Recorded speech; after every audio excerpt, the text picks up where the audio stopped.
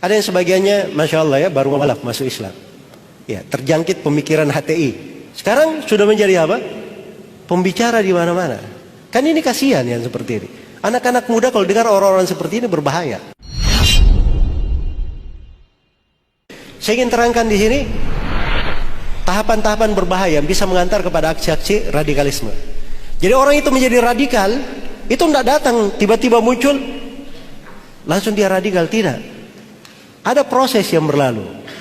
Ya.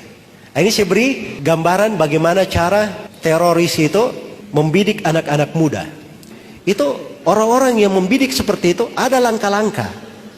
Ya. Jadi misalnya anak-anak muda kita yang baru kenal, yang berada dalam lingkungan yang bagus, misalnya berada dalam pendidikan seperti ini, itu tidak langsung dijangkau seperti itu, diajak, ayo kamu jadi pelaku bom bunuh diri sana.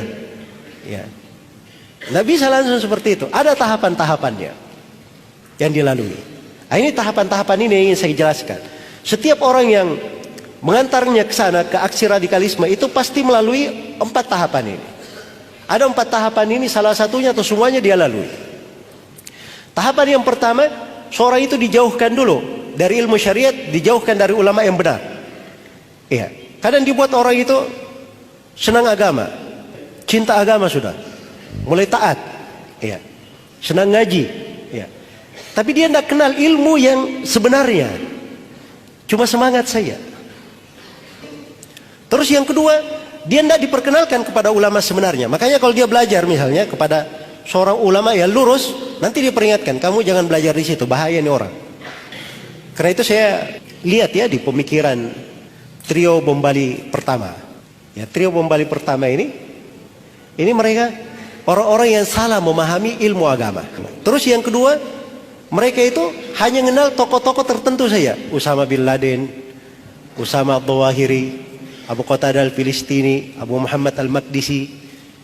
Ini nama-nama saya sebut, buku-bukunya ada yang diterjemah dalam bahasa Indonesia ya.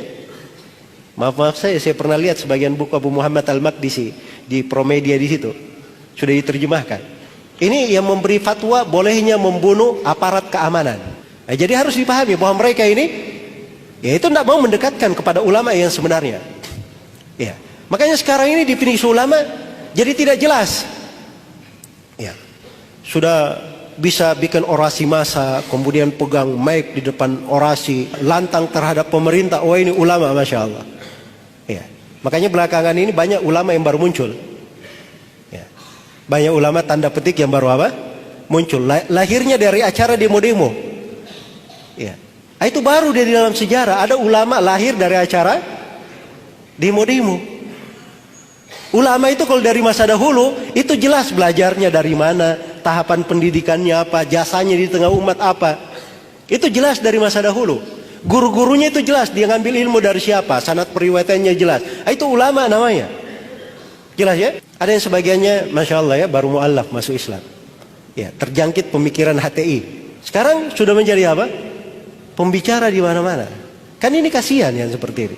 Anak-anak muda kalau dengar orang-orang seperti ini berbahaya.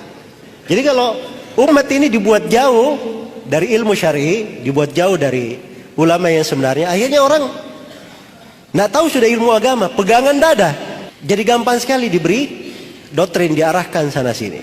Tapi kalau orang punya pemahaman yang benar, dia kenal ulama yang benar, ini diantara jalan dia bisa selamat. Jalan dia bisa selamat insyaallah ta'ala. Kemudian yang kedua, tahapan yang pasti dilalui juga oleh orang yang radikal, itu pasti benci kepada pemerintah. Dibuat benci kepada pemerintah. Jadi kalau ada orang diisi ceramahnya, diisi pembahasannya, diisi kalimatnya, mau siapa saja, dia mengajak kepada benci kepada pemerintah, itu radikal itu. Itu ciri radikal. Apakah dia disebut ustadz, apakah disebut anggota dewan, atau disebut apa saja, yang penting dia mengajak untuk benci kepada pemerintah, itu ciri radikalisme. Jadi masalah bukan masalah kecil. Karena kalau seorang itu sudah benci kepada pemerintah, dia akan melakukan apa saja. Ya, dan orang yang tulus tidak seperti itu. Orang yang tulus itu, kalau ada kesalahan, kesalahannya yang dia benci. Tapi dia menghendaki apa? Kebaikan untuk semuanya. Kemudian yang ketiga, ini doktrin-doktrin ideologi sesat. Kalau umat ini sudah jauh dari ilmu syariat, tidak ada ulama yang dia kenal, ulama yang sebenarnya dia kenal. kemudian dia kerjanya benci kepada pemerintah, itu seperti anak ayam kehilangan induknya. Dikasih iming-iming, ayo sini, makan nih, makan, giring, sampai masuk di tempat yang diinginkan. Dikasih doktrin, mulai dikasih pemikiran. Kalau terorisme itu caranya berpikir begini. Pertama dikasih doktrin dulu. Tahu kamu, jihad itu hukumnya apa? Jihad itu hukumnya fardu ain, wajib atas setiap orang. Jadi ini pikirannya fardu ain. Jihad ini fardu ain, Masya Allah. Kamu kalau tidak berjihad mati, kamu mati jahiliyah. Gawat juga saya nih. Ya. Terus solusinya apa? Ya besok kalau kamu mau ada pendaftaran sana, peledakan, kamu daftar aja di sana. Nah, begitu caranya dia doktrin masuk. Jelas ya? Perhatikan bagaimana doktrin dimasukkan, caranya seperti itu. Jadi buat dulu, ini pemerintah ini tidak beres, ini pemerintah ini nggak adil, banyak kebijakannya yang buruk, ini pemerintah ini jongos-jongosnya asing, pemerintah ini begini, dibuat benci kepada pemerintah. Sudah penuh dengan kebencian, masukkan doktrin. Jihad itu wajib, fardu ain. Belum lagi masuk doktrin, pengafiran nanti. Nah, sudah, gampang sekali dimarahkan. Mau diarahkan kemana saja, gampang.